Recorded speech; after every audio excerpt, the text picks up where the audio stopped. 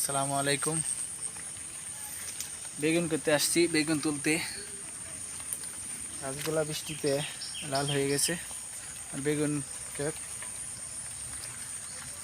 দুদিন ধরে প্রচুর বৃষ্টি, যার ফলে বেগুনগুলা ঝরে যাচ্ছে এবং গাছগুলা লাল হয়ে যাচ্ছে। বেগুন গাছের ভিতরেই আবার ওই যে কচু কচু গাছ আছে।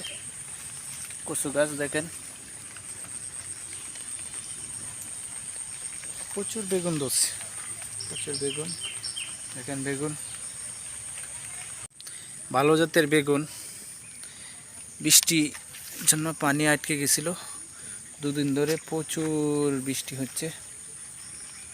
গতকালকে আইসা দেখি এখানে আঢু পানি, সেই পানিগুলা ড্রেন করে দেওয়ার পরে পানিগুলা গেছে। বেগুন বেগুন ধরছে গাছে, বেগুন আরো জোরে গেছে, বৃষ্টিতে গাছ লাল হয়ে গেছে।